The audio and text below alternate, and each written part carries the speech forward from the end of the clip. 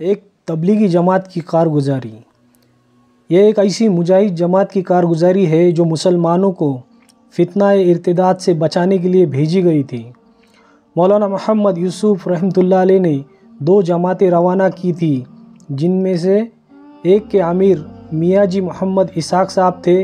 یہ جماعت بڑی کٹھن منزلیں طے کر کے، بڑی آزمائشوں سے گزر کر کندن بھر کر نکلی اور پھر حضرت جی کے حکم سے 5.5 مہینے کام کر کے بخیر خوبی مرکز نظام الدین واپس پہنچی۔ میرے محترم بزرگ اور دوست الحاج لاڑخواہ للیانی والے نے یہ کارگزاری جناب میاں جی محمد اسحاق صاحب مرحوم کی زبانی سنی اور تحریر کی۔ اللہ ہم سب مسلمانوں کو اس مجاہد جماعت کی طرح دین کی محنت کے لیے قبول فرمائے اور احادیث میں منقولہ فضائل کا مستحق فرمائے، آمین۔ روانگی: اگست 1947 ہندوستان کی تقسیم کے بعد بہت سے مسلمان پوروی پنجاب کی ریاستوں میں مرتد ہو گئے تھے۔ جب حضرت محمد یوسف رحمۃ اللہ علیہ کو ان حالات کا پتہ چلا تو سخت صدمہ ہوا، تو آپ مارچ 1950 میں تبلیغی مرکز بستی حضرت نظام الدین میں لگاتار 8 دن تک اسی موضوع پر بیان فرماتے رہے اور ترغیب دیتے رہے۔ مجھے چلہ یا 3 چلہ نہیں چاہیے، بلکہ ایسے آدمی کی ضرورت ہے جو یا تو مر جائے یعنی اللہ کے راستے میں اپنی جان دے دے، یا پوروی پنجاب کے مرتدوں کو دوبارہ اسلام میں لے آئے۔ اب اس پر جتنا بھی وقت لگے، وقت کی قید نہیں۔ چنانچہ اس مطالبے پر 22 آدمیوں نے اپنے نام پیش کیے اور آپ کا مطالبہ منظور کر لیا اور وعدہ کیا کہ انشاءاللہ تعالی ہم آپ کے فرمان کے مطابق اپنی جان دے دیں گے یا پوروی پنجاب کے مرتدوں کو محنت کر کے دوبارہ اسلام میں لے آئیں گے۔ چنانچہ اس 22 احباب کی 2 جماعتیں 11 آدمیوں کی تشکیل کی گئی۔ ایک جماعت کے امیر محمد اقبال صاحب، دوسری جماعت کے امیر حاجی کمال الدین صاحب سہارنپور والوں کو بنایا گیا۔ مولانا محمد یوسف رحمۃ اللہ علیہ نے ننگے پاؤں مسجد سے باہر نکل کر خوب رو کر دعا کی اور دونوں جماعتوں کو اللہ کے سپرد کر کے دیر تک ان کو دیکھتے رہے اور دعا فرماتے رہے، اور جماعتوں کو رخصت کرتے وقت یہ فرمایا تھا کہ جماعتیں پانی پت پہنچ کر مولانا بقاء اللہ صاحب کے مشورے سے کام شروع کرے۔ جب یہ دونوں جماعتیں پانی پت مولانا بقاء اللہ صاحب کے پاس پہنچی تو مولانا جماعتوں کو دیکھ کر کہنے لگے، تم یہاں کیسے آ گئے؟ تم ہم کو مرواؤ گے۔ جماعت کے احباب کو برا بھلا کہا اور مسجد کے اندر جماعتوں کو ٹھہرنے نہ دیا اور باہر نکال دیا۔ جماعت والے مجبوری کی حالت میں شہر سے باہر نکل گئے اور ایک ویران مسجد میں جو امام صاحب کی مسجد کے نام سے مشہور تھی اس میں ٹھہر گئے۔ ان دونوں جماعتوں نے مشورہ کر کے پروگرام بنایا کہ یہاں سے دونوں جماعتیں الگ الگ رخوں پر ایک ہفتہ کام کر کے چلہ پور کے مقام پر اکٹھی ہو جائے۔ چنانچہ پروگرام کے مطابق یہ جماعتیں کام کرتی ہوئی ٹھیک وقت پر چلہ پور پہنچ گئی۔ یہاں پر 5 مسجدیں تھیں اور 12 گھر مسلمانوں کے تھے جو کہ سب مرتد ہو چکے تھے۔ انہوں نے ایک مسجد کے ممبر کو توڑ کر اس کی جگہ بت بنا رکھا تھا جس کی یہ لوگ پوجا کیا کرتے تھے۔ ہم نے ان سے بات کی اور ترغیب دے کر ان کو دوبارہ اسلام میں داخل ہونے کی دعوت دی، تو ان میں سے ایک آدمی بطور رہبر کے ساتھ ہو گیا اور ہم کو دوسرے دیہاتوں میں لے گیا۔ ایک گاؤں میں 10 یا 12 آدمی چھپ کر نماز پڑھتے تھے، باقی سب کے سب مرتد ہو چکے تھے۔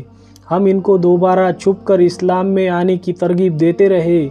ان میں سے 2 امام مسجد بھی تھے جنہوں نے داڑھیاں منڈوا کر سر پر چوٹی رکھی ہوئی تھی۔ ہم نے اس علاقے میں 1 ہفتہ کام کیا اور یہاں سے ہماری جماعتیں زند ریاست میں چلی گئی۔ زند میں 10 مسجدیں تھیں اور مسلمانوں کی کافی تعداد تھی۔ ان میں اکثر مرتد ہو گئے تھے اور باقی چھپ کر نماز پڑھتے تھے۔ ان میں سے 5 ساتھی ہمارے ساتھ کے لیے اس جگہ پر 4 دن کام کیا۔ بہت سے احباب نے اذان دے کر نماز ادا کرنا شروع کر دی۔ اس علاقے میں ہماری شہرت ہو گئی کہ اس قسم کے لوگ آئے ہیں جو کہ مرتدوں کو دوبارہ اسلام میں داخل کر رہے ہیں۔ پولیس کو ہماری رپورٹ کر دی گئی، جس پر پولیس کے 20 سپاہی ٹرک میں سوار ہو کر آ گئے اور جس مسجد میں ہماری جماعت ٹھہری ہوئی تھی اس میں داخل ہو گئے اور جماعت کے ساتھیوں کو لاٹھیوں سے اور بندوق کی بٹوں سے مارنا شروع کر دیا۔ ایک ایک آدمی کے اوپر 3 4 سپاہی چڑھ جاتے، مارتے اور گالیاں دیتے، جس سے ہمارے تمام ساتھیوں کا پاخانہ اور پیشاب تک نکل گیا۔ آخرکار ہم بے ہوش ہو گئے۔ ان ظالموں نے ہم سب کو بے ہوشوں کی حالت میں اٹھا کر ٹرک میں ڈال دیا اور امبالہ کی جیل میں لے گئے اور جیل کے اندر ایک تنگ اور تاریک کوٹری میں ڈال دیا، اور صبح ہم سب کو کوٹری سے نکالا اور پوری جیل کا پاخانہ ہم سے اٹھوایا۔ اسی حالت میں 3 دن گزر گئے، نہ ہمیں کھانے کو دیا نہ پانی پینے کو دیا۔ چوتھے دن ہم تعلیم کر رہے تھے کہ ایک افسر آیا۔ اس نے ہم کو دیکھا تو پوچھا کہ تم کیا پڑھ رہے ہو؟ ہم نے اس کو اپنی تعلیم کا مقصد سمجھایا، مگر اس کی سمجھ میں نہ آیا۔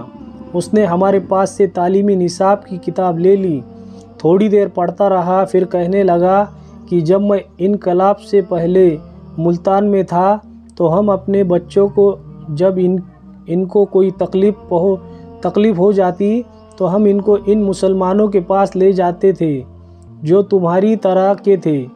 ان کو تبلیغی جماعت والے کہتے تھے، تم بھی انہی میں سے معلوم ہوتے ہو۔ وہ لوگ اللہ کے کلام کو پڑھ کر دم کر دیا کرتے تھے تو ہمارے بچوں کو آرام آ جاتا تھا۔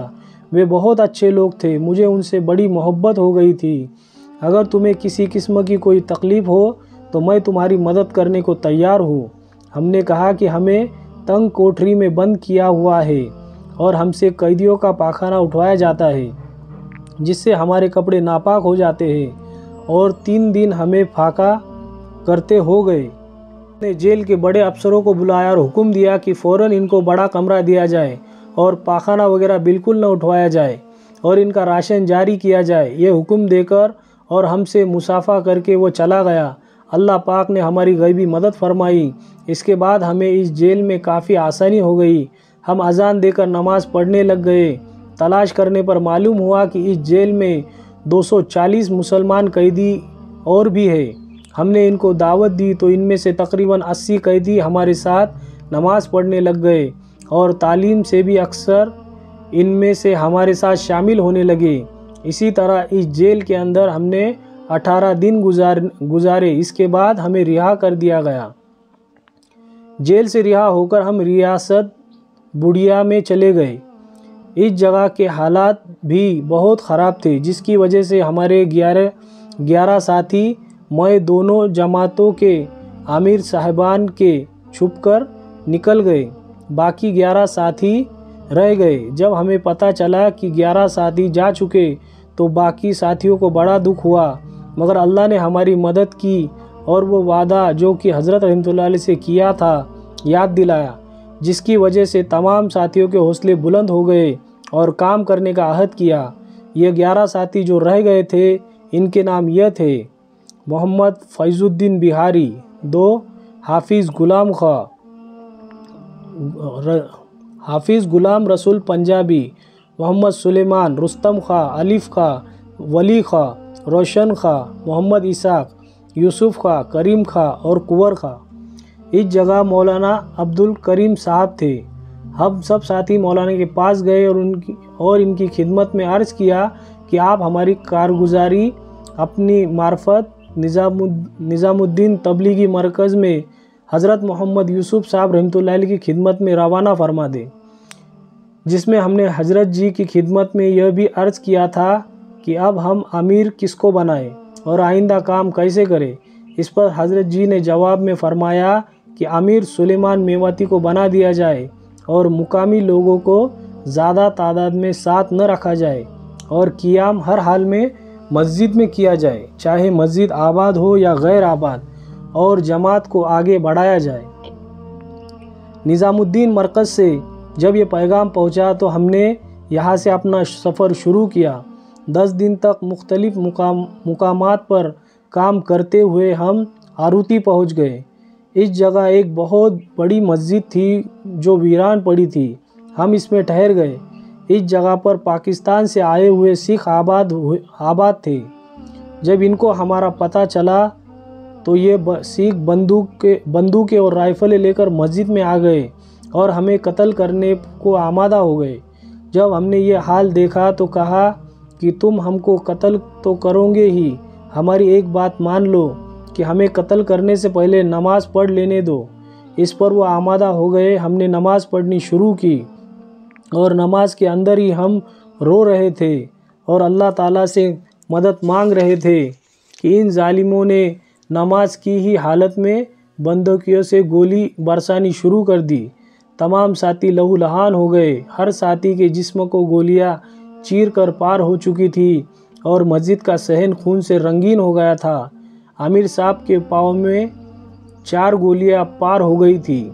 اللہ کی شان، خود بخود گولیاں چلنا بند ہو گئی۔ ہمارے ساتھیوں میں سے کچھ بے ہوش تھے اور کچھ ہوش میں تھے۔ جب ان سکھوں نے دیکھا کہ بندوقوں سے فائر بند ہو گئے تو وہ ہمارے پاس آئے اور کہنے لگے تم یہ کیا منتر پڑھ رہے ہو کہ ہماری بندوقیں خود بخود بند ہو گئی؟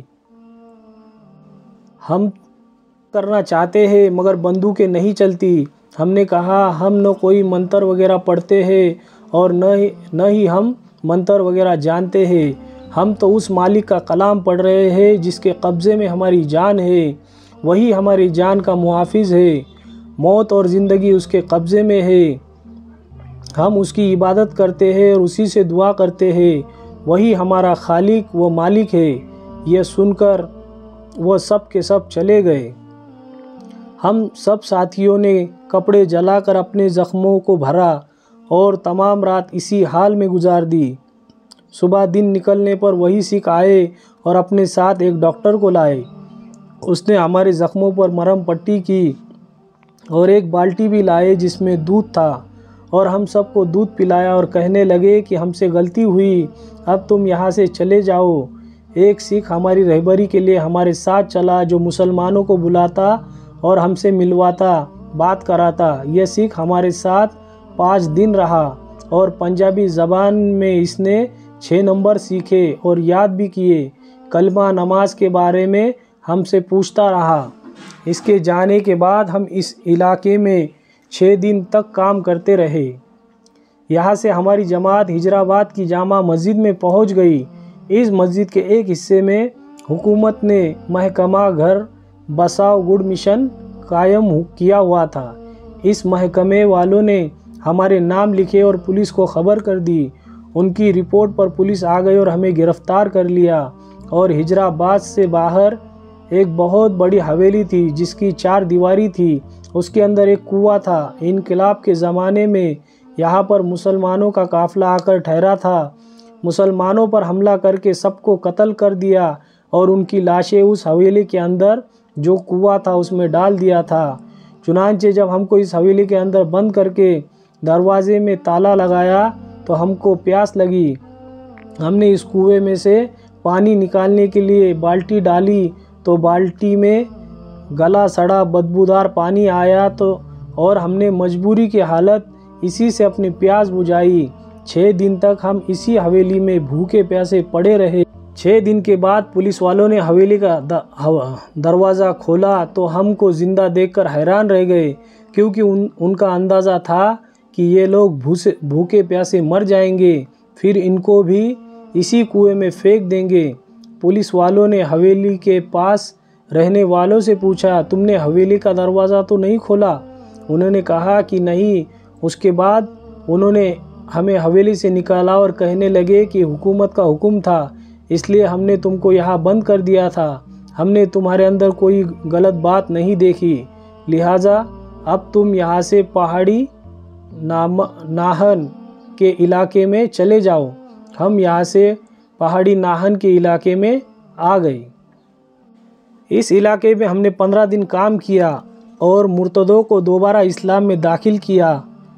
اس علاقے کے مرتدوں کو ہماری باتوں سے بڑی حوصلہ افزائی ہوئی اور کافی تعداد میں مرتد دوبارہ مسلمان ہو گئے۔ مگر ان میں سے جو منافق قسم کے لوگ تھے انہوں نے پولیس کو خبر کر دی، اور اس قسم کے لوگ آئے ہوئے ہیں جو مرتد مسلمانوں کو دوبارہ اسلام میں داخل کر رہے ہیں۔ اس رپورٹ پر پولیس آ گئی اور ہم سب کو گرفتار کر کے دریا جمنا کے پل مقام تازے والا پر لے گئی۔ راستے میں ہمیں بندوقوں کی بٹوں سے مارتے اور گالیاں دیتے۔ جب ہم مقام تازے والا کے پل پر پہنچ گئے تو انہوں نے ہماری تلاشی لی اور پیسے وغیرہ سب چھین لیے اور ہمارے کپڑے وغیرہ سب اتروا لیے اور ایک ایک کر کے سب کو دریا میں پھینک دیا۔ اس وقت دریا میں بہت پانی آیا ہوا تھا۔ دریا کے کنارے جو 5 گاؤں آباد تھے وہ سارے گاؤں مدہ، لیشپور، قیڈی، آروتی وغیرہ بہہ گئے تھے۔ دریا میں پھینکے جانے کے بعد جب ہم نے ادھر ادھر دیکھا تو پانی کے علاوہ کچھ دکھائی نہ دیا۔ ہمارے سب ساتھی بے ہوش ہو گئے۔ ہم اس بے ہوشی کی حالت میں بہتے چلے جا رہے تھے کہ اللہ پاک کی شان کی دریا کے اندر ایک بہت بڑا کیکر کا پیڑ پڑا ہوا تھا۔ ہم سب ساتھی اس پیڑ میں الجھ گئے۔ جس وقت ہم پیڑ میں الجھے تھے تو ایک آواز سنائی دی، کوئی کہہ رہا ہے کہ ہائے میرا سبحان خواہ رہ گیا۔ جب یہ آواز کان میں پڑی تو دیکھا کہ سب پیڑ میں الجھے پڑے ہیں، اور یہ آواز ہمارے ایک ساتھی کی تھی جو بے ہوشی کی حالت میں اپنے بیٹے کے لیے کہہ رہا تھا۔ میں نے میاں جی سلیمان امیر جماعت سے کہا، یہ وقت رشتہ داروں کو یاد کرنے کا نہیں ہے بلکہ اس پاک ذات کو یاد کرنے کا ہے جس نے ہمیں اب تک ان حالات سے بچایا اور زندہ رکھا، اور اس بات کی دعا کرو کہ اللہ پاک موت دے تو ایمان پر دے اور اسلام پر قائم رکھے۔ اگر اس پاک ذات نے ہم سے اپنے دین کا کام لینا ہے تو اللہ پاک ہم کو اپنا ذریعہ بنا کر پوروی پنجاب کے تمام مرتدوں کو دوبارہ اسلام کی دولت سے نواز دیں گا۔ یہ ہمارا ایمان و یقین ہے۔ اللہ پاک ہمارے ساتھ ہے۔ جس ذات نے اب تک بچایا ہے وہی ہم سے اپنے دین کا کام لے گا۔ اب تم پیڑ کا سہارا چھوڑ دو اور اللہ کے بھروسے پر دریا کے کنارے کی طرف چلو۔ یہ بات ہو ہی رہی تھی کہ دریا میں ایک زبردست لہر آئی اور ہم کو بہا کر لے گئی، اور وہ پیڑ بھی دریا کی لہروں میں بہہ گیا۔ پھر ہمیں کسی کا کوئی پتہ نہ چلا۔ اللہ پاک بہتر جانتے ہیں کہ اس ذات نے کس طرح بچایا اور ہم سب کو دریا سے نکال کر سوکھی زمین پر پھینک دیا۔ حالات یہ تھے کہ جس جگہ ہم ریت پر پڑے تھے وہاں سے دریا کا رخ دوسری طرف ہو جاتا ہے، یعنی دریا کی ایک شاخ خدر آباد کی طرف اور دوسری بجنور کی طرف جاتی ہے۔ درمیان سوکھی ریت ہے۔ اس جگہ سے آگے عبداللہ پور خو کے مقام پر ایک پل ہے۔ اس پل کے نیچے لوہے کی جالیاں لگی ہوئی ہے اور یہاں پر پولیس چوکی بھی ہے، ایک اسپتال بھی ہے۔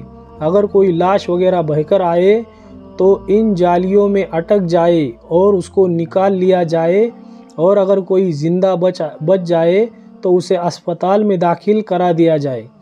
چنانچہ جب پولیس نے ہمیں دریا میں پھینکا تھا، اس نے عبداللہ پور کے مقام پر خبر دی تھی کہ ہم نے 12 مسلمانوں کو دریا میں پھینکا ہے، ان کی لاشوں کو مت نکالنا بلکہ آگے دریا میں بہا دیا جائے۔ اللہ کی شان کہ اس نے ہمیں دریا سے نکال کر پہلے ہی ریت پر ڈال دیا تھا۔